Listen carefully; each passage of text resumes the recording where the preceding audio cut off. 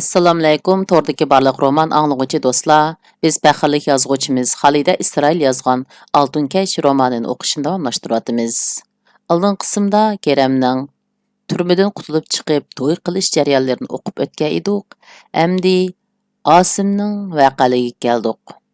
Oldin qismda biz Osimning voqealigini u qutbiga surgun qilingandan keyin tashkilotga iltimos sunib, G'uljiga kelgan yeriga kelib to'xtagan edik. Endi davomini o'qiymiz. G'uljiga o'zim yolg'iz kelib, ilgari o'zim yotgan uyga o'ralashdim. Kelgan kunim qo'roning eshigidan kiribla cho'ldarab qolgan hovliga, yozliq oshxonaga, ko'narab o'ltirishib ketgandek ko'ringan uylarga ko'zimni to'ldirib qarab ketgan edim. Hadilerim uyim bilan mehmonxonani tozalab tayyor qilib qo'yibdi. Uylardan uzoq odam turmagan uylarda bo'lgan chang to'zon aralash dimiq bir havo dimiqimga urildi. Darhol derizlarni cho'ng ichib etdim. Yotoq uyimning derizidan hovlidagi bir necha tüp olma ko'rinib turardi. Olmaning tuviga dasturxon yopilgan yumloq ustal bilan bir jup o'rindiq qo'yilibdi. Balkim eshik tarafdagi ikki eg'izliq uyda ijaraga o'ltirayotgan yosh ayolning ishi bo'lishi mumkin. Ilgari opam u yerga sirdir tushib ketgan ko'na yog'och karvatni qo'yib oladi.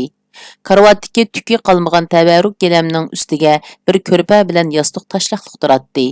Doim bel og'riqidan qiynaladigan opam tushdan keyin ashu karvatda oftob sinib yotadi yoki ko'zlarini qisqanicha o'ltirib yig'na ish qiladi. Opamning amroq mushukimi oppoq qursaqlarini osmonga qaratib, uning yonida o'zini tashlab yotadi. U chaqlarda bu uylar to'lib turadi. Uylardan opamning ovozi, singib pishqan non bilan atgan choyning, opam atgan mazalik tomoqlarning, har xil pishruqning hidi kelib turadi. Kuzda bizning uylar emas, butkul mahalla olma puruqiga to'lib ketadi. Opam mushu qo'roning, uylarning jini edi. Opam bo'lg'achqila, opam surtib, tozalab, oqartib turg'achqila, uylar poqarab, hayotiy kuchga to'lib turadi. Opam bu uylarga butkul mehrini beg'ishlagan edi. Shunga bu uylardan opamning mehri to'kilib turadi. Shuningga hayron qolaman. Opam ketgan oqshimi opam yotgan uyning deriza ayniga jaranglab tushib ketgan. Ertasi o'yla temining bir burjiga o'rilib tushgan. Bu bir tasodifilikmi yoki inson o'z mehri muhabbati bilan atrofdagi jonsiz jismlarga hissiyot baxsh etishga qodirmidi? Yoki bularning hammasi opamdan ayrilish tufayli menda paydo bo'lgan xiyoliy tuyg'umidi? Apa, apa, tug'ilgan yurtingni, qadim joyingni tashlab nalarda yuriydigansan? Mushu yerlarni qandoqmi unuta olgansan? Butkul mahalla seni azizlaydi. To'y to'kin nazirlarda to'rning beshini sana qoldiratdi. Har qandoq ishni sendan maslahatsiz qilmaydi-g'u. Bu mahallang, bu uylaring cho'ldarab qoldi-g'u, apa. Yurtimga qaytgan dastlabki bir mezgilni o'tmish eslimlari seg'inish ichida yolg'iz o'tkazdim. Keyin opamning aytib berishicha 1969-yilning yoz oylarida u har kuni degidek G'uljini, Qo'roni, hadilarimni va meni tushyapti. Bir qitim tushida mening Ili daryosida goh cho'kib, goh laylab eqib ketayotganimni, o'zining "Bolam, bolam!" deb daryo bo'yi bo'ylab yugurib, meni qutqizib ololmay zar-zar yig'lab ketganligini tushigan ekan.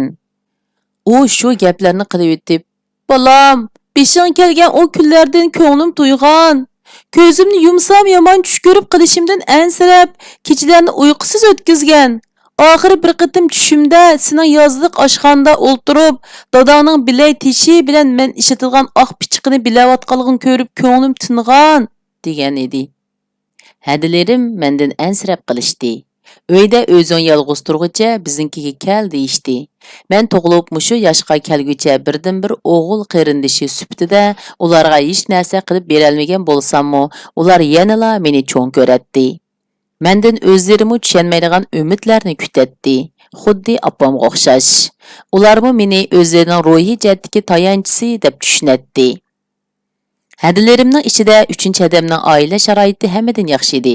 Ular ozoda bog'liq qo'roda o'ltiradi. Yo'ldishimi 100 obro'li kishi edi. U meni birer yilgacha tunish bilishlar orqali idora zavodlarga vaqtliq ishchi qilib o'rinlashtirib qo'yib yurdi. Chataq yeri vaqtliq ishchi deganni lozim bo'lganda ishiltib, lozimi qolmaganda chiroyingimi qaramay yo'lga silishib qo'yatdi. Texi bu ishni tepish uchunmi buningga yelinishga to'g'ri keladi. Oxiri yilni verishdan xo'rliq his qilib, qurilishda ishlamoqchi bo'ldim. Men izlab borgan Xanzu ish boshlig'i menga boshdan oxir bir qarab etib, qatakcha ko'nglimning kalta yangidan chiqib turgan o'ruq bilaklarimni tutib ko'rib, bu qo'l qandoqmi amgak qiladigan odamning qo'li bo'lsin? Bu degan bir ziyolining qalam tutishga yaralgan qo'li shundoq emasmi? deb kuldi va mendan "Sen bizga nima ish qilib beralaysan?" dedi. "Nim ish bo'lsa qilaverman, loyiha ish to'ssami bo'ladi, boshqa ish bo'lsin mayli", dedim taqozolik bilan. U mening bu ishga haqiqatan ehtiyoji ekanligim sezdi bo'lg'ay. "Undaq bo'lsa xish to'shib boq, qani qila olarsanmikin, ko'rib boqayli", dedi. Dümbamdagi xish to'shaydigan saymonga xishni to'ldirib bisib, agri bugri palampaydan yuqoriga chiqib bo'lg'icha bishim qiyib, yurakim dupildab so'qib ketadi. Bir necha yo'l to'sha-to'shimayla putlarim titrab mudrashga boshlaydim. Biroq men to'xtab qolmadim. Bek bo'lolmaganda turgan joyimda biror to'rikka esilib, birpas turib elib, yana ilgirlaverdim. Biror ish chiqib qolarmikin deb pastdan mangla qarab turadigan hiliqi Xanzu ishbishi bara-bara ko'ngil tindirib, menga ostula e'tibor qiladigan, ba'zida men bilan paranglashadigan bo'lib qoldi. Tunji qetdim u menga kulimsirab turib, "Hey, men sen qarsam, sen zodi qurilishda ishlaydiganlarga o'xshamaysan. Meningcha sen chuqum Urumchi taraflardan kelgan-ku deyman", dedi. "Mening tegdigim mush yerlik. Sen nimishqa bundaq deysan?" desam u. "Bundaq desam sen qo'rqma. Meningmi bir navr akam Urumchida cho'ng bir idorada ishlaydi. Yo'qlan bir ish bilan xizmatdan haydilib, hozir mush yerda yezdi ishlayotidi. U ko'zoynak taqaydi. Ko'zoynakidan ayrilsa bir qadam mongolmaydi. Shunga qurilishda ishlashga jur'at qila olmaydi. Harva haydashni bilmaydi. Men sana qarab shu akamni eslab qoldim. Lekin sen uningga qaraganda yurakli ekansan. Men sana qoyil bo'ldim", dedi. Yana bir qitimda u mendan "Sen cho'qim shoir yoki yozuvchi bo'lishing mumkin. Men sizlarning bir cho'ng shoiringlarni tunayman." "Iti nimidi?" Hiliqi degili turganda men shoirmi emas, yozuvchim emas, faqat bir jurnalning oddiy muharriri edim. Lekin mening u kunlarni esimga olg'im kelmaydi. Men hozirgi kunimdan intayin rozi. Ilgari ishxonadan chiqmay ishlagan chaqlarda salomatligim yaxshi emas edi. Hozir o'ruq bo'lg'ini bilan nihoyat sog'lomman. Uning ustiga sendek yaxshi boshlig'im tursa, dedim. U mening bu gaplarimdan xushal bo'lib, o'ziningmi ancha-muncha o'qigan, kadr bo'lgan odamligini, ma'lum odamlarning suiqasdi bilan tuvanga tushirilganligini, lekin hozirgi kunining ilgarigidan nechasi yaxshiligini aytdi. Oxirida "Men seni tushunaman. Senmi meni tushunasan. Biz o'zaro yordamlashib o'tayli. Qachonki biror ishga ehtiyojing tushganda men izlasang, men chuqum senga yordam qilaman", dedi. Uning so'zlaridan ruhim ko'tarilib qoldi. Biroq uzoq o'tmay qish keldi. Qurilish to'xtab qolganlikdan ish o'rnidan ayrilishga majbur bo'ldim. Tunish bilishlarning maslahati bilan kalla pochoq pishiradigan ishga kirishib qoldim. Bumu avorchiligi to'la bo'lgan bilan kirimi yomon emas ish ekan. Men kallapazlik qilib yurib, o'zim bilan tang dematda yana bir birodar bilan tanishib qoldim. Ikkimiz qushqanda yoki atdigan oqshimi bozorda uchrashib qolatdiq. Yurish-turish, gap so'zlariga qarsam, u odatdagi tijoratchiga o'xshamaydi. Odatda o'ngib ketgan yoqliq paxtaliq chapon, harbiycha quloqcha kiyib yursimu, ko'ni kiyimlar uning qalmashgan taq-turqini to'sib qololmaydi. Aksicha, bu kiyimlarimi uningga yarashib turadi. Yani kilib u gap so'zda adab qoidalik muloyim edi. Ikkimiz tezda chiqishib ketdik. Bu jarayonda men uning menga o'xshash beshiga kun kelgan bir baxtsiz ekanligini, yurtida jon boqolmay xotin bolalarini elib, mushu yerda turib qolganligidan xabardor bo'ldim. Bu birodar shahar ichida, atrofdagi yezlarda Kümirkanda o'ziga o'xshash yaqa yurtlardan kelib tirikchilik qilayotgan bir muncha kishini tuniydi ekan. Har birining asli qandaq odamligi, qandaq xizmatlarda bo'lganligi, kimlarning avlodi ekanligigacha nihoyat pishiq biladi ekan. Bir kuni u menga Janubiy Shinjongdan kelgan nihoyat alohida bir o'qituvchi ayolning ishlarini, uning o'zi yolg'iz ishlab pul tepib, cho'chirdek 3 bolasini beqiyotganligini, u ayol bilan ko'chat yetishtirish punktida billa ishlaganligini so'zlab berdi. Bu gapni anglab ko'nglim bir ishni to'ygandek bo'lib darhol uningdan "U o'qituvchi ayolning ismi nima ekan?" deb so'radim. "Ismi Hadiya, egizbo'y, oqseriq ayol, nihoyat kamso'z, beshini ko'tarmay ishlashni biladi", deb javob berdi birodarim. Gerçi uning tasvirlab bergini men bildigan Hadiyaga tamoman o'xshab ketmisimu, men uni hozir ishlayotgan doktorxonaga izlab bordim. Ambulatoriya zaliga kirib uni kimdan surishtirsam bo'larkin deb atrofga qarab o'ltirsam, oq xalat kiyib maska taqib olgan, mendimi o'ruq bir ayol zalni toza kuchab surtkili turdi. Bir yerlari tunishda qiladi. Qarabla qoldim. Uning bo'y turqi, ish harakatlaridan o'qiyotgan chog'larimizdagi ishchan, o'g'il bolda qovul Hadiyaning sinfning taxtini surtayotgan chog'lari ko'z oldimga keldi. Ammo ko'z oldimdagi bu ayol bekli o'ruq g'arg'in ko'rinadi. Ikki tayin bo'lib tursam, ayol ruslanib derazaning oldiga keldi. Pol surtkichni tamg'ilab qo'yib, og'zidagi maskani elib Deriza aynikiga qarab oldiga tushib qolgan bir tutam chechini yog'liqining ostiga qistirib, maskani taqab yana yerga yangishdi. U Hadiya edi. Nechiqitim Hadiya deb to'lmoqchi bo'lsammi, uning sulg'un chiroyi, xiyolimdagi Hadiyaga xos bo'lmagan taqi turqi ko'nglimni parakanda qilib qo'ygan edi. U hech nimani sezmay zalni surtib oldimga keldi. Bekor turganlar neri ketishdi. Yerimdagi birsi putini sal ko'tarib uningga qulaylik yaratib berdi. Menla o'ltiraverdim. Uni xafa bo'lib beshini ko'tarishini kutdim. O'ylaganimdek u g'azab bilan olib beshini ko'tarib menga bir pas qarab turib ketib, "Voy, siz Osimg'o!" dedi. Ikkimiz o'rindiqda o'ltirib ahvollashdik. U beshiga kelgan kunlarni, hozir bolalari bilan mush yerda turayotganligini qisqacha so'zlab berdi. Ichim og'rib, echinib tursammi? "Sen qaltis jumo Hadiya, bu kunlar o'tib ketadi. Mas'ud yo'tkilib kelib olsa, yuking yengillab qoladi. Shaharda ham viloyatda ishlayotgan quldan ancha-muncha ish keladigan savoddoshlarni izlab boqmadingmi?" dedim. "Izlashni-g'o izladim. Hammasi voy uvol bo'pti, sizga yordam qilayli deyishdi. Deyishkini og'izda qoldi. Bizdaklardan hamma odam qochidi ekan. Ularmi o'zining bexatarligini o'ylaydi ekan. Bek yilinib ko'ziga kirivilishga g'ururim yo'l qo'ymadi. Sana yalvurg'icha kuchimga yalvuray deb.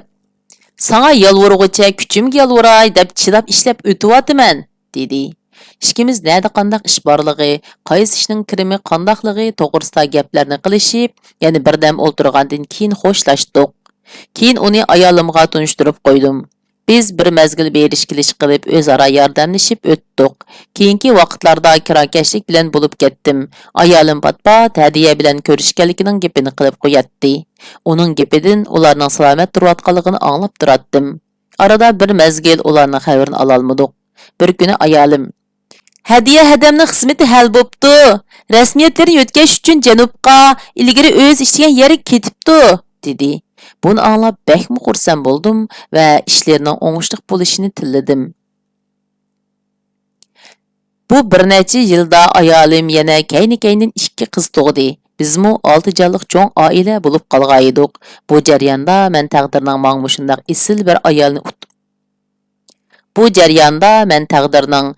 shunday esil bir ayolni uchrashtirgandan har vaqt minnatdor bo'lib yurdim. Atrofimda ayolidan qaqshaydigan, ayollarni yomon ko'radigan erlar xeyli bor. Ammo men o'ylab qarasam, hayotimda uchratgan ayollarning hammasi degidek bir-biridan yaxshi, halol ayollar ekan. Men opamning vujudidan onaning qandoq bo'lganligini ko'rgan. Hadilarim asosan opamga o'xshaydi. Men ulardan erishgan yaxshilik, mehr-muhabbat haddi hisobsiz. Jiyan singlim Ayturg'anmu dal shundoq pidokor, birovga yordam qilishni xo'shallik topadigan ayol. Hozir uningmi 4 bolasi bor. Samirib to'lgan oyga o'xshab qolgan bu ayol hali ham yosh vaqtlardagi pidokorligini, oq ko'nglini yo'qotganligi yo'q. Meni eng xotirjam qiladigini uning eriningmi o'ziga o'xshash sadoqatman ham oq ko'ngil ekanligidir. Hayotimning bir manzillarida men Aminani uchratdim. Uni hayotimdagi eng qizg'in muhabbatim bilan so'ydim. Garchi taqdir bizga qo'shilishni nasib qilmagan bo'lsa-mu, uningga bo'lgan mahliyalik va seg'inish qalbimning cho'nqur yerida hali ham mavjud. Men uni yo'qotib o'tishni xohlamayman. Ashu pok muhabbatimni qilcha g'arazsiz holda go'zal bir aslama sifatida u olamga elib ketishni o'ylayman. Aminadek yaxshi qiz har holda yigitning suyishiga arziydi. U nadil bo'lsin, cho'qim baxtini topadi. Omad va baxt mendan yuz o'rgan kunlarda men Nur A'loni uchratdim. Uni yana bir xil tuyg'u va minnatdorlik bilan yaxshi ko'rdim. Ta bugungacha uningdan kichkina bo'lsa-mu ranjigan, ko'nglim chigilgan ishni eslay Men uning ishdan yugurib kelib bolalarini quchog'iga ilishi, tamoq etishi, kechalab kir yuyib, uy tozalab, uylarni chinidek baqirtib o'tishlari, saharda yana chala uyquliq holda o'rnidan turib, bolalarga tamoq berib, o'zi bir tishlam non yuta-yutmay yugurib ishqa mingishlari. Hamma odamga, bolalarga, menga, urug' tuqqan qo'shni qulumlarga optopdek kulib beqishlariga cho'nqur muhabbat va qanoat tuyg'usi ichida nazar solatdim. Va mushu kunlarimga ko'z tegmasin Allohim deb tillaydim. 1972-yil yozda qurilishda ishlab o'tatdim. Meni bir qiyra odam izlab keldi. Meni sal neriga boshlab borgandan keyin nihoyat sirliq alfozda opamning xabarini anglashni xolamaydiganligimni so'radi. Xolmaydigan ishmi bo'lamdi? Asiyatimiz opamda tursa, ketgandan buyon bir iliq xiti yo xabari yo'q. Yo'llar etik bo'lg'ach bizmi xat avtishga amalsiz qoldik. Siz opamning xabarini qanday bildingiz? deb yondirib so'radim.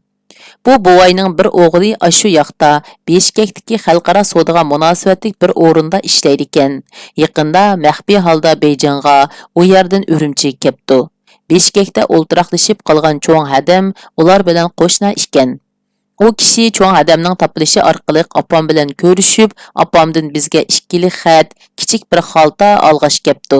Opamning aldirab buduqib yozganligi chiqib turgan xatda: O'g'lim Osimjon, qizlarim, qarindoshlarim va boshqa tuqqanlar, hammanglar tinch amon turyotamsizlar. Bizmi yaxshi turdik, amon bo'lsak ko'rishamiz. Alloh omonat deyilibdi. Apamning tunish pochirkisini, apamning qo'li tekkan narsani ko'rib, yuragim qipidan chiqib ketgudak silib, qo'llarim titrab ketdi. Ishdoshlarimning birsidan qalam so'rab, shu yerda zo'n o'ltiribla tamaka qipining ich tarafiga: Apa, tuqqanlar, hammanglarga sig'inib salom. Biz tinch amon turdik. Men hozir 2 bolliq bo'ldim. Biz hammamiz sizlarni sig'indik. Ko'rishkicha amon bo'linglar. Apa, salomatliging ko'p asra. O'g'ling Osimdin deb yezib, ha deb to'rt tarafga qarab qo'rqib turgan bovayga tutqizib va: Tag'a, sizga va o'g'lingiz ko'p rahmat. O'g'lingiz opamga mening qurilishda ishlayotganligim demisin. Faqat hadilarimningmi, meningmi, hammamizning uy o'choqlik, bolaliq bo'lib ketganligimizni, salomat turayotganligimizni deb qo'ysin, dedim. Bovay ma'qul deguncha iltik ketib qoldi. Kechda uyga qaytib borgandan keyin xaltini ochdim. Ichida ko'laran katakchi ko'nglak biror kilocha shokolad bor ekan. Bolalarimga shokolad ulashtirib berib etdim. Buni Zuhra buvi cho'ng opanglar sizlarga avatibdi, dedim. Ko'nglak menga qo'yib qo'ygandekla keldi. Nur A'lo buni ko'rib: Ya Allah, bu ko'nglak sizga ajab yarashdi. Ham shundoq dal keldi. Men olsammi bunchalik muvofiqni ololmasdim. Bola degani yanala opsi eng obdan biladigan jumu deb hayronligini bildirdi. Men bu ko'nglakni to'p-to'g'ri 20 yil kiydim. Nur A'lo 3-bolamizga qursoq ko'targanda kasalchan bo'lib qolganlikdan kasallik dam ilishiga chiqib G'uljiga qaytib keldi. Ammo 3 bola bilan qandoqmi dam ololsin. Shuning bilan uningga qarashadigan ayoldan birini topmay bo'lmadi. Ayolni topdik. Endi bu oilani qamdash, pulni ko'proq tepish uchun bir mezgil kondin ko'mir to'shidim. Yana ba'zi qo'shimcha ishlarni qildim. Ko'mir to'shish jafoliq ish edi. Har kuni yarim kechida issiq yotgandan ko'zimni yirtib ichib qopib, ko'mirlikka chiqib 3 rat tuturatdim. Navbatim kelganda ko'mirni harvomga bisib, bismillah deb shariga qarab yo'l olatdim. Quloqcamning ikki quloqini ching chigib, juvamni har qancha qimdab o'tirsammu, paxtaliq ishlim bilan oyog'im har qancha qilin bo'lsimu, tog' tarafdan urgan sovuq shamolda hech narsaga dal bo'lolmaydi. Kiyimlerim xuddi dokidek nepizlab, muzlab badimga ching yepishib, texmo to'ndirayotgandek bilinib, tishlarim to'xtamay qasildaydi. Hey, mush ishnisi. Pulni demsam odam qilgan ish emas-jumu, deb o'ylab, yenimdan tez o'tib ketayotgan yuk mashinalariga havaslanib qarab qo'yatdim. Juva kiygan sho'purlar issiq kapinkada o'ltirib shahriga birdamda boratdi. Ko'mirni ehtiyojli yerga haydab opirib, issiq uyda ko'mir egalarining tushirib olishini kutib o'tirishatdi. Biroq bu yo'lda mashinalardan harular ko'p. Ularni haydab ketayotgan harukashlarmi mendan battar jafokashlar. Osmonning sharqi oqirib, yer yuziga sus yo'ruqliq tushishi bilan Iroqdagi tog'lar, edirliqlar o'ltirishib ketganda ko'rinadigan yolg'iz yerim uylar, mahallalar, dugdiyib turgan dal-daraxtlar ko'rinishga boshlaydi. Yiroq bir yerdan itning qovgan ovozi anglandi. Jangildab turgan so'g'uq havoda bu ovozmi to'nglab qolgandek qisqa qattiq anglandi. Naqsha aytman deb og'zingni ochsang ichingga bir muncha so'g'uq havo kirib oladi. Faqat tumshuqingni juvonning yoqasiga tiqib, o'z o'rningda isinib o'tirmoqdan boshqa amal yo'q. Bir kuni tong saharda men tumshuqimni juvomning yoqasiga tiqib deb yana qancha qitim mangsam cho'ng o'g'limga issiqroq oyoq, nur aloga dora, pultar olmoqchi bo'lgan ololmagan yangi mashina ololaydiganligimni hisoblab o'tiratdim. Ilgari odamning qo'li qisqa bo'lgancha g'amining buncha ko'p bo'lganligini o'ylab boqmagan ekanman.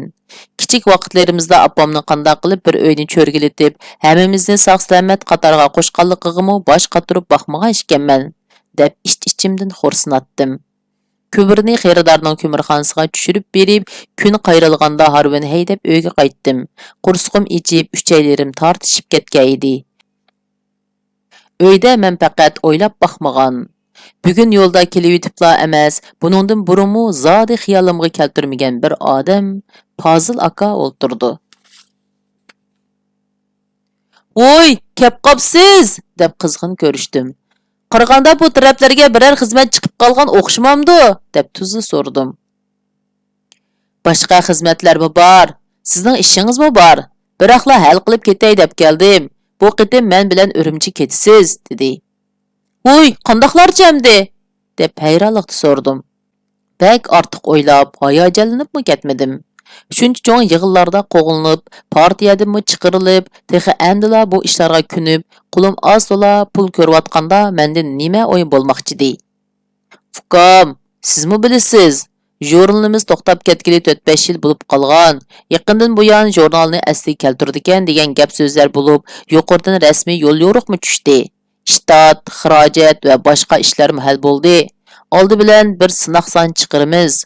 Uningdan keyin ishlar iziga tushib ketadi. Yuqoridan ishlatilgan odamlarning tizimligini tuzishni buyurganda, men oldi bilan sizni yozdim.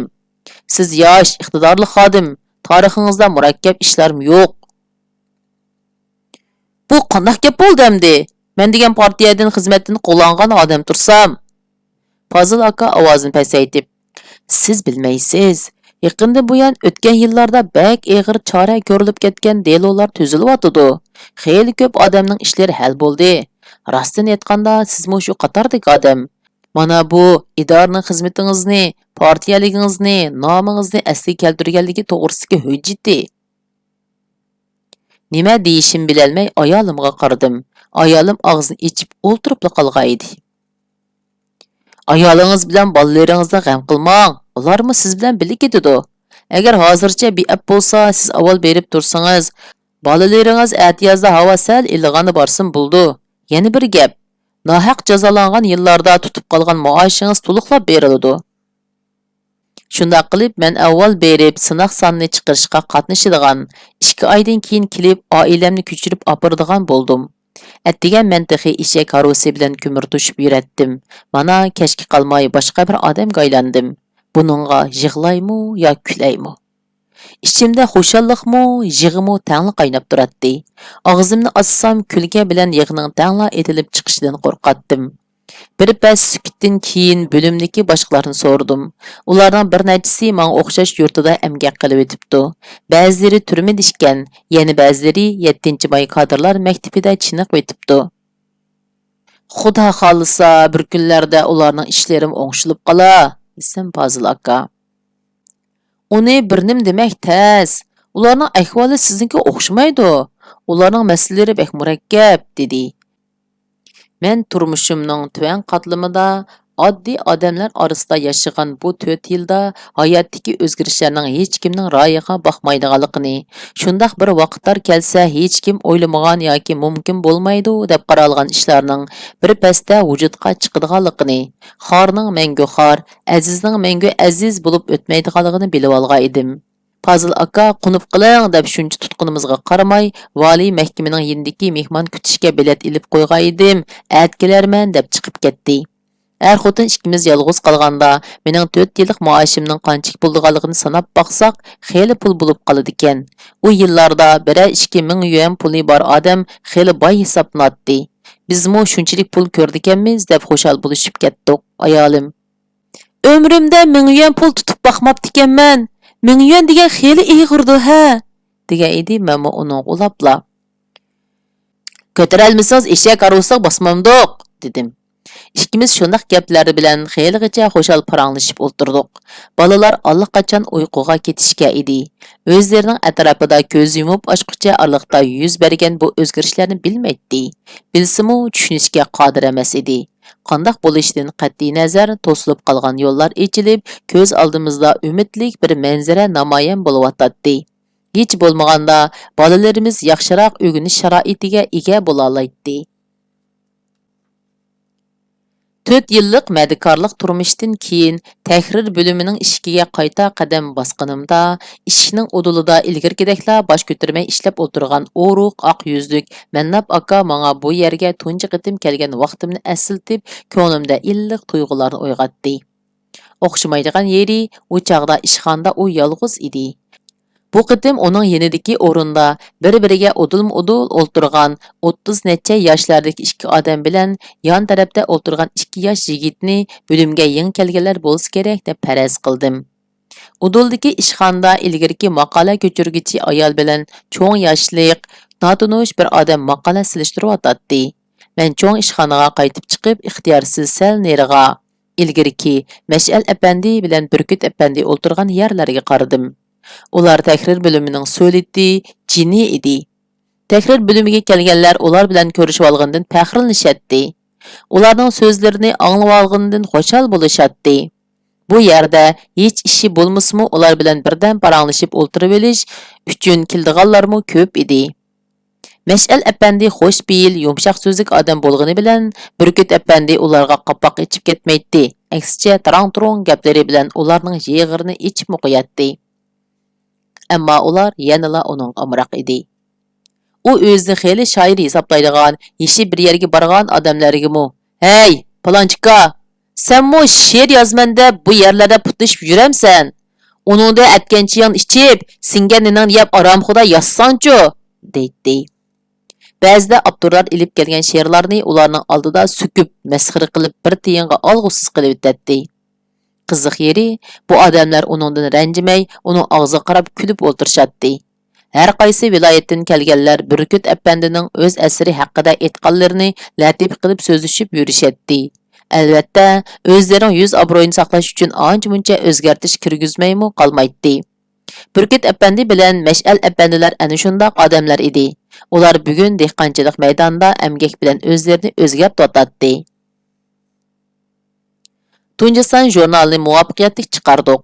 Partiyani, dahini, sotsializm, kommunizmni madhiylaydigan, kapitalizm, jahongirlik, Xiyojingjuyichilarni, sinipiy dushmanlarni so'kadigan, she'r, nasr, hikoyalar bir qilibdan chiqqandek bir-biridan farqlanib ketmaydi. Doim madiha she'rlarini yozgan bir necha danglik shoirning she'rlaridan boshqalari ishchi dehqon askarlarning edi. Biz mundaq she'rlarni atvolab qayta yezib bergandek takrorlaydik. İsmining yeniga ko'rinarli qilib ishchi, dehqon, jangchi deb izohat yezib qo'yatdik. Bu bo'lsa, sotsialistik elda emgakchi xalqning xo'jayin ekanligining, ularning saposi yuqori ekanligining isbot edi. Oliy maktabda yezıqchilik darsi o'tadigan ustozlarimiz Alshir Navoiy, Bayrun, Pushkinlar haqida to'xtalib, shoirlik nihoyatda oz sondagi kishilarga nasib bo'lgan bir xil tug'ma talant deyishatdi. Bizning sotsialistik elda bundaq tug'ma talantlar nima degan ko'p ha? Sınaq soni g'alabalik chiqarilgandan keyin takror bo'limimizga yana u yerdan, bu yerdan bir necha odam yo'tkilib keldi. Ko'p qismimiz bir-birimizga yangiyacha ekanligimizdanmi, hamma odam bir-biridan ehtiyot qilib, nimadandir xuduklanib turishayotganda qiladi. Ba'zilari ishxonada qilayotgan ishlari xuddi o'zlari bilan munosabatsizlik, ko'ngilsiz, xaromush bir xil holat yashaydi. Hech kim indiki hamrohiga oldirab gap qilmaydi. Faqat yig'in ichilgan chog'lardala hammasi bas-basda fikr qatnashtirib, qiliplashib qolgan siyosiy iboralarni qat'iy himoya qilamiz, qat'iy qarshi turamiz, partiya markaziy komitetiga yaqindan agishimiz degandek so'zlarni takrorlashadi. Yig'in tarqabla yana og'izlarini ching yumib, nihoyatda jimg'ur odamlarga aylanadi. Kunda ishxonada qilishadigan gapimiz 3-4 jumladan oshmaydi. Demokratiya yo'ldagi do'konda shakar setib yotibdi, lekin bir odamga 300 grammdan ortiq bermaydi ekan. Dönko'rikdagi magazinda chibarqot polshubka setyotidi. Nihoyatda yarshimliq ishkan, lekin za 3 rat bek uzun ishkan. Dicholian degan rax chiqibdi. Uning ko'ngligini dazmollash ketmaydi ekan. Yumoqmi oson ishkan. Mushundaq uchurlar ancha-muncha inkas qo'zg'andan boshqa qoldi gaplar hech qolashmaydi. Ba'zida ichim siqilib, kimlargadir chaqchaq qilib qo'yatdim. Ammo xeyli qalmashtirgan chaqchaqlarimmi hech qanday aks ta'sir qo'zg'ay olmaydi. Hatto ba'zilar chaqchaqni o'ziga ilib hurpib maqalatdi. Zerikib o'ltirib ilgirki vaqtlarni, ishxonada bo'lib turgan cho'nqur ma'nilik chaqchaqlarni, huzur bahis suhbatlarni Mash'al apandining asar ishlab etib, ahvol mana shundoq demakchidek ma'nilik boshlanishtishlarini Burkut apandimning "Pah, yana bir ulug' asar" deb kinoya qilishlarini ko'z oldimga keltirib ixtiyorsiz kulimsiraytdim. Ular va ularga o'xshash odamlarning vujudida bir jalbkorlik bor edi. Ular mashina odamlardek so'zlamaydi. Ular o'zgachilikni, madaniyat safosini har qachon ifodalab turadi. Ular bilan paranglashish, billa ishlash hayotingdagi tepilg'usiz bir fursat edi. Ba'zida ularni izlab berib ko'rishib, mungdushib kelishni orzu qilatdim. Ammo orzularim orzu peticha qiladi. Uyga berib bolalarimni ko'rishim bilanla butkul jahonni unutib qolatdim. Ashu umoqlarim otliq mehriga, erkiltishlarimga, hikoya so'zlab berishimga shu qadar tashna edi. Bir-biridan qizg'inib quchoqlarimga chiqib oladi. Yonimda yetishni talashadi. Men faqat ashu atiganlik kashlik qisqa vaqtlardala, nihoyatda tez o'tib ketadigan yakshanbalardala ular bilan ko'proq birga bo'la oldim. To'y-to'kun, nazir chiroq, o'ltirish yig'ilishlarimi vaqt talab qiladi. Er kishi bo'lganligim uchun bundaq yerlarga ko'proq boratdim. Nur a'lo bolalarni uyni tashlab hech narga bora olmaydi. Bu jihatda uning fidokorligiga hech narsa tang kelmaydi. Bulubmi uning yakshanba kunlari tasavvur qilg'usiz oldirashlik ichida o'tadi. U chaqlarda biz Ruscha pasondagi 1,5 eg'izliq taxtayliq kona uyda o'ltiratdik. U tong sahardan tortib uylarni tam-turus derizlardan tortib surtib, pokizlab, taxtayni yuyib paqirtib o'tadi. Bolalarni bir-biridan dasqichlab yuyundirib, kiyimlarini yangishlaydi. Orqadan tomoqqa qopib, bolalarning tomoqini berib uxlatgandan keyin kir yuvishga tushadi. O chaqlarda kir olg'un nemish qilsin? Uyimizda hatto avraz yo'limi yo'q edi. Chilak yundilarni olib chiqib sirtqa to'kishga to'g'ri keladi. Men uyda bo'lsamla, uning yug'an chilaklarni ko'tarishiga yo'l qo'ymay, o'zim ko'tarishib to'kib beratdim. Ba'zida chidamay. Mushundaq jon tikib ishlab og'rab qolsangiz qanday qilamiz? Bolalar qanday qildi? Ish degan tugamaydi. Hamma ishni bir kunda tugitaman demang. Kirlarni bola boqadigan ayolga yug'izing, desam. Meni shunda qilg'usi yo'q demsiz, lekin ular kir yuyman deb kechgacha o'ltirib elib, bolalarni och qo'ydi. Shunga jafo tarsam o'zim qilib etay deyman. Uning ustiga qildigan ishlarim kechilib bo'lsin qilib tugatib olsam, atisi xuddi boshqa birisi qilib bergandek xo'sh bo'lib ketaman, deydi. Men uning va bolalarimning oldida hamon bir xil xijolatchilik tuyg'usidan qutulmaydim. Ba'zi yakshanba kunlari uni ishdan qutuldirish uchun bolalarni ilib, bog'chalarni aylanib kelayli deb turib olatdim. Ammo sirtqa chiqqandikilla balalarga uni buni ilib berishga to'g'ri keladi. İkimizning chog'liq muoshimiz doim sirtlarga chiqib pul g'ashlashga yetmaydi. Ta'limga nur a'lo qanoatchan ayol edi. Zibu zinnat kiyim-kechaklargami ancha o'zini urib ketmaydi. Tortgan jafolaridan vaysab bosh og'ritganlardanmi emas edi. U o'pka hissib qo'yishga usta edi. Kaumantisi, go'da tugursi, ko'k chuchurisi degandek tomoqlarni o'xshatib etadi. Shu sababdan Mekintang bolalarim tomoq xillamaydi. Ular bir-biridan sog'lom, aqlli, cho'ng bo'lib atadi. Shunda qilib bugun o'qishimiz mushargish bo'ldi. Davomini kelaqatim o'qiymiz. Xayr, xo'sh, Allohga omonat.